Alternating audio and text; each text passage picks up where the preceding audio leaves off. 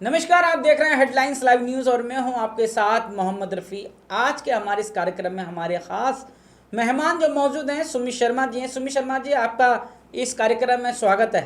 नमस्कार जी। मैं अपने दर्शकों को बताना चाहता हूं, सुमित शर्मा जो हैं जिला पार्षद हरियाणा रह चुके हैं और साथ में ही जिला चेयरमैन हैं राजीव गांधी एक संगठन है उसके। हम जानेंगे कि क्या है ये संगठन भी और किस तरह से हरियाणा के अंदर किस तरह से काम कर रहे हैं। समाज सेवक हैं, किसान के बेटे हैं। सुमित शर्मा जी, सबसे पहले हमारा सवाल यही है कि आप जिस संगठन से जुड़े हुए हैं, जिला पार्षद रह चुके हैं, राजनीति में लगातार काम कर चुके हैं, बताएं हमारे दर्शकों को किस तरह से आप जिला पार्षद रहकर और अब तक का राजनीतिक सफर कैसा रहा। जी सर, सबसे पहले तो मैं आपको प्रणाम करता हूँ, आपके चैनल को प्रणाम करता हूँ। आपने जो आमंत्रित किया है, मुझे बुलाया है, बोलने का मौका दिया है, सभी दर्शकों को आपका मैं धन्यवाद करता हूँ। जी जो मैंने शुरू से सामाजिक कार्य किए हैं, जैसे कि ये मेरी सारी न्यूज़ की आपके पास ही हैं। मैंने 111 आँखों के कैंप लगवाए हैं गांव-गांव में। और जैसे कि मैं राजनीति में तो बाद में आया था, पहले समाज की सेवा की है मैंने काफ़ी। ये अपने रोड बनवाने का काम किया मैंने। काफ़ी जो किसानों की बात है, किसानों की जो फसल वगैरह जो ख़राब हो जाती है बारिश न आने से, पानी की समस्या से, बिजली की समस्या से, या किसी कुछ ओलावृष्टि से जो भी फसल वगैरह ख़राब हो जाती है, तो हमेशा ही मैं किसानों के साथ खड़ा रहा हूँ और दुख सुख में रहा हूँ। जैसे कि अपने जो सामाजिक कार्य हैं, मैंने जल बचाओ जल ही जीवन है, बेटी बचाओ बेटी पढ़ाओ, ऐसे सामाजिक कार्य किए हैं मैंने। नशा मुक्त भारत अभियान के भी बहुत ही जन चेतना रैलियाँ निकाली हैं। तो सामाजिक कार्यों में मैं हमेशा ही आगे रहा हूँ, बिल्कुल, दुख सुख में रहा हूँ। सुमित शर्मा जी, एक और ये कि आप जिस तरह से किसान के बेटे हैं और हरियाणा की जब बात करते हैं, कहीं ना कहीं पूरे देश में हरियाणा अपने आप में किसान का चेहरा नज़र आता है कि जब किसान की बात होती है तो हरियाणा उसमें सबसे पहले देखने को मिलता है। और हरियाणा के आप रहने वाले, आपकी जो समाज सेवा या राजनीति का स्तर या लोगों की जो जन सेवाएँ या समस्याएँ आपने किसानों के इर्द गिर्द ही देखी हैं, किस तरह की समस्याएं हैं किसानों को लेकर जो लगातार आप देख रहे हैं। जी बिल्कुल सही बात है सर आपकी। मैं हरियाणा में मैंने जन्म लिया है और किसान का बेटा हूँ मैं। खेती की है, मैंने भी खेती की है। मैं हर किसान की हर बात बता सकता हूँ, क्योंकि मैं दुख सुख में रहा हूँ किसान की। जैसे कि किसान की बात किसानों की हुड्डा में जो अभी ज़मीन रिक्वायर की है जी सरकार ने, तो कुछ पैसे दिए, कौड़ियों के भाव में खरीदी ज़मीन, और वो पैसे किसान के ऐसे ही किसी न किसी चीज़ों में लगा दिए, और किसान को, परिवार को, किसी को भी जो है ना रोज़गार नहीं दिया। और मतलब कि ये कि जो हरियाणा के अंदर जो अल्टरनेटिव लैंड्स या ज़मीन की हम बात कर रहे हैं, वैकल्पिक ज़मीन को लेकर क्या समस्याएं आप देख रहे हैं। सर यही है कि जो किसानों की कौड़ी के भाव ज़मीन खरीदी है और वो बिल्डरों को अच्छे दामों में बेची है, किसानों को क्या फ़ायदा है उसमें? किसानों को तो नुकसान हुआ है। किसानों को कुछ पैसे मिले थे, वो ऐसे ही बर्बाद हो गए हैं। कोई गाड़ियाँ ले ली, कोई कुछ ले लिया, क्योंकि इतने कम पैसे में कोई बिजनेस काम तो शुरू नहीं हो सकता था। नए रोज़गार दिया किसान के, किसी को, परिवार को नहीं तो कहीं ना कहीं किसानों की भी तो मर्जी रही होगी ना, क्योंकि इस तरह से जबरदस्ती, क्या आपको लगता है कि किसानों के साथ जाति करके ये सारा मामला हुआ। बिल्कुल सही बात है जी, किसानों के साथ जाति की गई है और किसानों को जो है ना पूरा मूल्य नहीं दिया गया ज़मीन का। ये तो सही है, सबने पता है सर इस बात का कि किसान की ज़मीन तो ज़बरदस्ती छीनी गई है। जो मूल्य था वो तो दिया ही नहीं है, बिल्डरों से सरकार ने ही पैसा कमाया है। तो उसके अलावा भी जैसे कि आप बता रहे हैं कि जाती हुई है, फिर हम किसानों की वो जो लाल डोरा की जो ज़मीन होती है जी, जिस पे वो रह रहे हैं, हाँ जी। तो ये लाल डोरा ज़मीन को लेकर क्या समस्याएं आप देख रहे हैं किसानों की। किसानों की समस्या ये है जी, जो लाल डोरे की ज़मीन है, जो रिहायशी जो कर रहे हैं, जो 25 साल से, 30 साल से, 50 साल से, उनको जो है ना उनकी रजिस्ट्री वगैरह करवानी चाहिए। मतलब कि लाल डोरे में ऐसे भी लोग रह रहे हैं जो देश की आज़ादी के बाद जो से लगातार रह रहे हैं ऐसी ज़मीन पर, वो लाल डोरा की है। हाँ जी, और फिर भी उनको मालिकाना हक मिलने में दिक्कत होती है। दिक्कत होती है जी।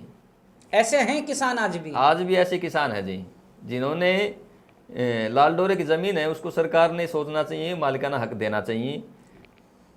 हमारी तो सरकार से यही मांग है, हम उठाते हैं किसानों की मांग। तो ऐसे मांगों को लेकर आप कुछ पहल करने का कुछ इरादा बनाते हैं कि जिस तरह से आप बता रहे हैं कि लाल डोरा की ज़मीन है, फिर वैकल्पिक ज़मीन जो थी अल्टरनेटिव ज़मीन, उसको लेकर भी जो किसानों के साथ जो ज्यादतियाँ रही हैं उसके लिए कुछ आप योजनाएं तैयार करते हैं? जी बिल्कुल करते हैं।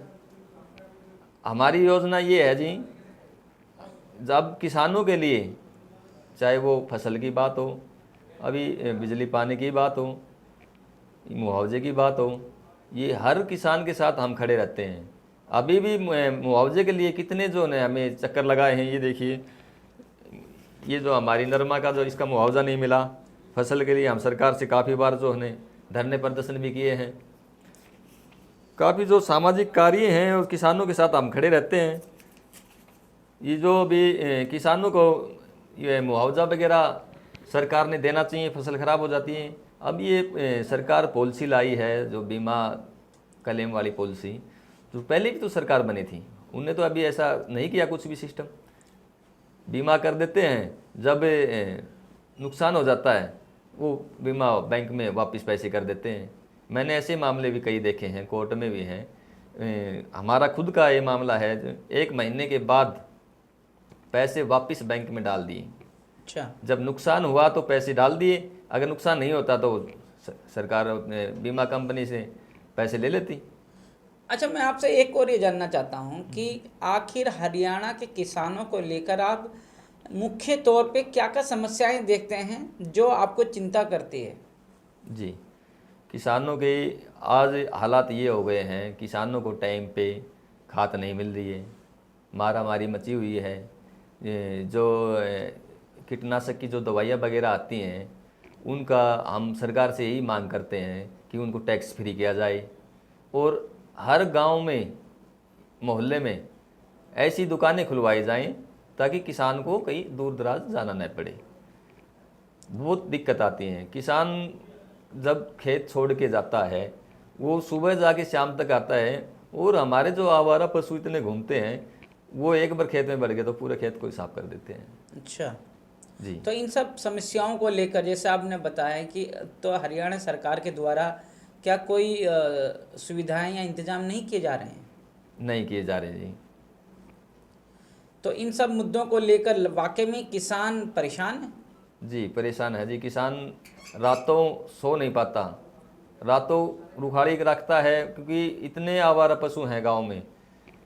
कई बार किसान क्या करता है, अपने गांव से इकट्ठे पैसे इकट्ठे करके किसी और दूर दराज छोड़ के आता है, वो दूर वाले फिर वो इधर छोड़ जाते हैं। रातों रात ऐसे ही चलते रहते हैं, लड़ाई झगड़े का भी वो रहता है। वो बोलता है कि हमारे छोड़ गए, वो वहाँ छोड़ गए। तो हम सरकार से यही कहते हैं कि जब जो गौशाला वगैरह खोली हुई हैं, तो ऐसे इनका भी कोई न कोई समाधान करना चाहिए, जो आवारा पशु घूमते हैं। आवारा पशु के अलावा सुमित जी एक और है कि दिल्ली जो है लगातार प्रदूषण से भरी हुई है। आज दिल्ली के लोगों का सांस लेना बहुत ज़्यादा दुभर हो गया है, दम घुट रहा है।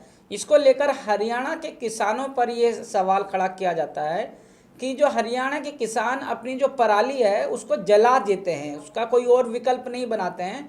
जलाने के कारण जो हवा में जो प्रदूषण फैलता है उसका असर दिल्ली तक बहुत ज़्यादा देखने को मिलता है। जी, तो क्या ये वाकई में जो दिल्ली का जो प्रदूषण है वो हरियाणा किसानों की पराली ही नज़र आती है? जी बिल्कुल सही बात है सर आपकी। ये हरियाणा में तो धान की खेती इतनी होती नहीं है, बिल्कुल कम होती है, और हरियाणा में इतना प्रदूषण है नहीं। और पंजाब में ज़्यादा होते हैं धान वगैरह, और वहाँ के किसानों ने जो है खेती कर रखी है, तो प्रदूषण जो है पंजाब से जलाई गई है पराली।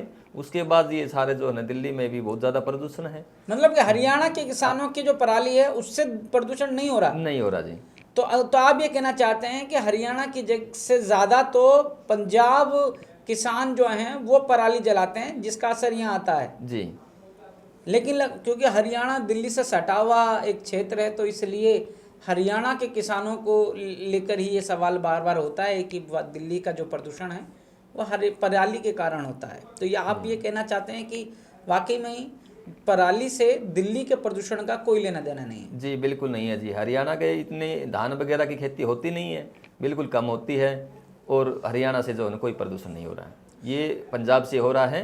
और पंजाब से हम भगवत मान जी से भी हम यही कहेंगे कि वो अपने प्रदेश के किसानों को समझाएं, पराली न जलाएं, कि उसका प्रदूषण जो है पूरे दिल्ली में भी बहुत फैल गया है।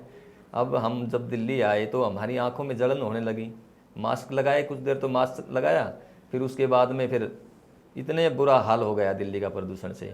तो यही कहेंगे किसानों को समझाएं।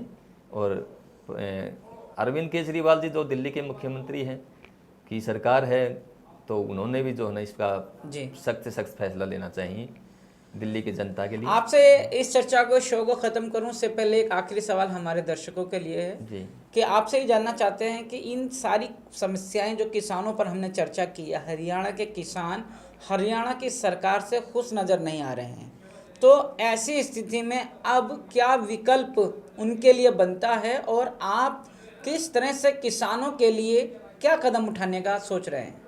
जी बिल्कुल सही बात है जी। हम सर अब तैयारी कर रहे हैं, जो हमारे हाईकमान है, राहुल गांधी जी हैं जो बड़े नेता हैं पार्टी के, उनकी परमिशन से एक हरियाणा में बड़ी रैली करने जा रहे हैं कि किसानों का मुद्दा होगा, किसानों के लिए रैली की जाएगी और किसानों की लड़ाई लड़ी जाएगी। तो किसान आपके साथ हैं? किसान बिल्कुल मेरे साथ हैं, मैं किसानों के साथ हूँ, किसान के दुख सुख में खड़ा रहता हूँ। ये जो मैंने सामाजिक कार्य किए हैं, किसानों के भी साथ, कर्मचारी के भी साथ, जो मतलब सही की लड़ाई है, मैं उसके साथ जो हमेशा सामाजिक कार्य में खड़ा रहा हूँ।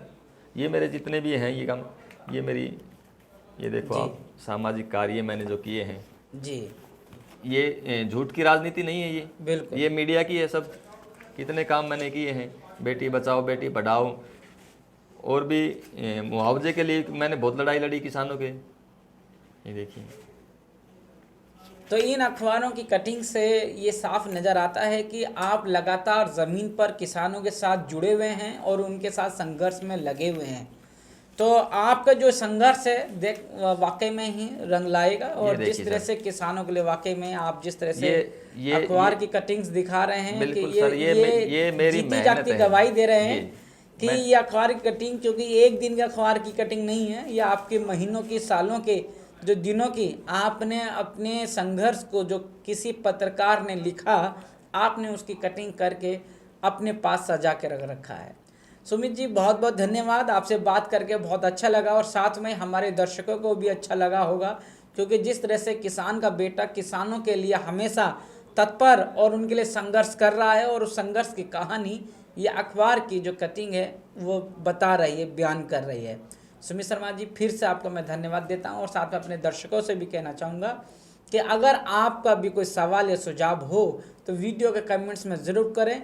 हरियाणा के किसानों को लेकर, हरियाणा सरकार के द्वारा होने वाली जाति को लेकर आप कितना समझ रहे हैं, कितनी पकड़ रखते हैं, कितनी समझ रखते हैं, इस पर वीडियो में कमेंट्स जरूर करें जी। अब मुझे दीजिए इजाज़त, नमस्कार। नमस्कार सर, बहुत बहुत धन्यवाद सर।